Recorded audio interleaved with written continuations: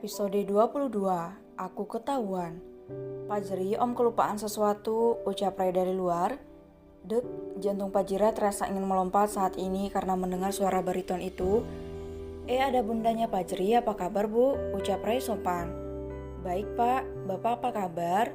Beruntung Pajira masih sempat untuk menutup maskernya kembali.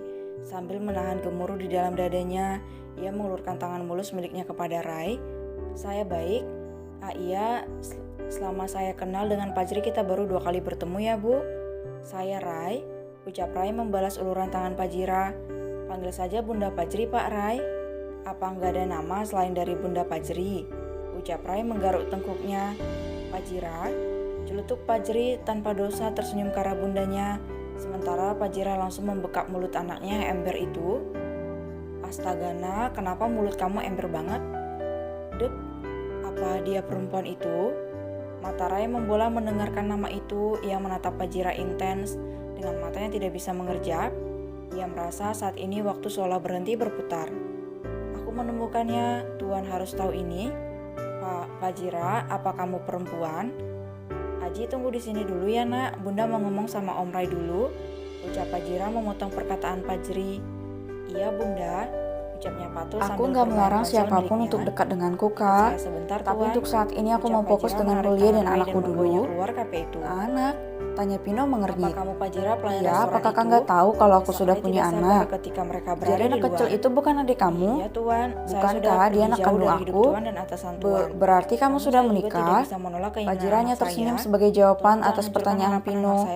Tapi kamu tidak tinggal di asrama kan? Gak mungkin bisa membawa laki-laki ke dalam. Bisa kok, buktinya aku membawa Pajri ke dalam asrama. Enggak, maksudnya suami. Oh, suami di jauh di luar kota? Jadi kamu? Kalau nggak ada yang ingin kakak bicarakan, aku pamit dulu kak, anakku sendiri di rumah. Iya Ji, hati-hati. Ucap Pino masih tidak menyangka. Tuhan, takdir macam apa ini? Kau tahu Pajira jika Irfan tengah mencari keberadaanmu? Ucap Ray frustasi. Dek, saya mohon jangan beritahu masalah ini kepada Tuan Irfan.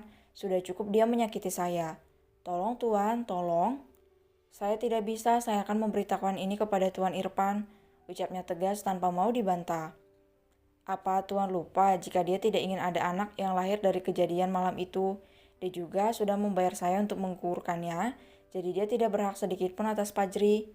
Entah keberanian yang datang dari mana membuat Pajira mampu untuk membentak Ray. Bukankah cek itu sudah kau robek Pajira? Tatapan Ray tidak kalah tajam. Mereka bersih tegang saling menatap tajam satu sama lain. Saya anggap baju yang Anda belikan hari itu sebagai bayaran. Saya rasa itu bukan baju yang murah. Bahkan jika saya jual bisa melakukan aborsi waktu itu. Tapi Tuan Irfan harus tahu tentang itu Pajira. Sudah lama Tuan mencari keberadaan kalian. Bentak Ray. Tuan, saya mohon. Cukup sudah, masa depan saya hancur karena Tuan Irfan. Tolong jangan ditambah lagi. Itu sama saja Tuan menghancurkan usaha dan harapan Pajri. Saya mohon setidaknya tunggu sampai ia bisa mengabul keinginannya. Tolong Tuan, saya mohon. Persetan dengan harga diri yang penting bagi Pajira saat ini hanya masa depan Pajri dengan segala rencana yang sudah dibuat oleh pria kecil itu. Saya mohon Tuan, lirik Pajira mendekap tangannya di dada.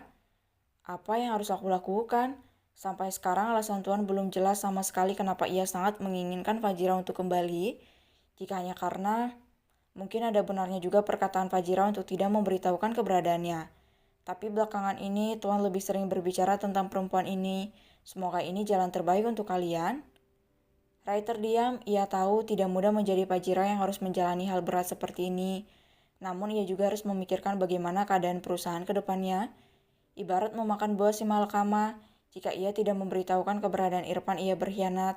Namun jika ia memberitahukan keberadaan Pajira, itu sama saja ia menyiksa ibu satu anak itu.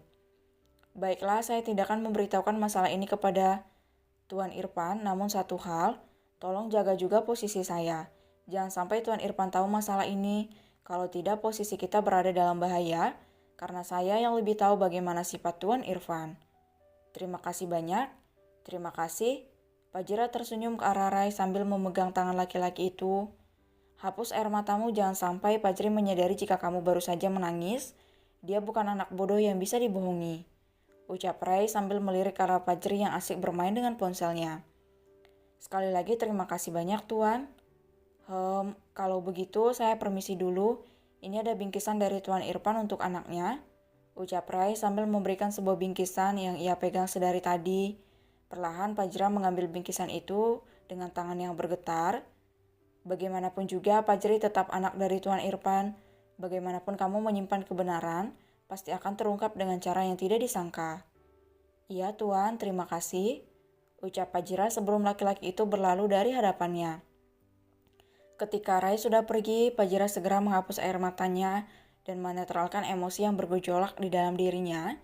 Setelah dirasa cukup tenang, ia berjalan kembali masuk ke dalam kafe itu. Fajri, ini ada bingkisan dari Om Irfan tadi. Iya Bunda. Wah, ucapnya berbinar senang. Aji mau pulang lagi nak, malam ini harus istirahat ya, biar besok semangat pergi jalan-jalannya sayang. Iya Bunda, yuk kita pulang. Apa Bunda menangis? Iya sayang, Bunda terharu dan mengucapkan terima kasih kepada Om Rai tadi. Bunda jangan nangis ya, Fajra akan menjadi anak yang baik dan patuh sama Bunda. Aji akan bahagiakan Bunda sampai kapanpun, ucapnya berkaca-kaca di pelukan Fajra. Iya nak, anak Bunda memang hebat, Bunda bangga sama Fajri sayang. Fajra kembali meneteskan air matanya. Fajra membayar minumannya terlebih dahulu sebelum pulang dari sana. Mereka segera menaiki motor dan berjalan menuju asrama. Tak lupa mereka membeli beberapa makanan untuk makan malam nanti karena Fajra tidak sempat untuk memasak hingga malam ini. Sementara di dalam mobil, Rai termenung memikirkan apa yang harus ia lakukan. Sungguh ia bingung saat ini. Teriaknya kesal di dalam mobil itu dan sukses membuat asistennya terkejut. Kenapa Tuan? Gak apa, saya hanya sedang banyak pikiran saja. Kita langsung ke hotel. Besok pagi kita berangkat pulang. Baik Tuan. Mobil terus melaju hingga hotel yang tak jauh dari sana. Rai terus memikirkan bagaimana langkah selanjutnya harus ia tempuh. Pantas saja Tuan Irfan selalu ingin dekat dengan Fajri. Ternyata mereka memiliki ikatan yang sangat kuat. Jangan sampai Tuan meminta perusahaan induk untuk dipindahkan kemari hanya karena ingin bertemu dengan Fajri. Tuan, tolong jangan semakin mempersulit saya sudah lelah. Batin Rai frustasi menghadapi ini semua.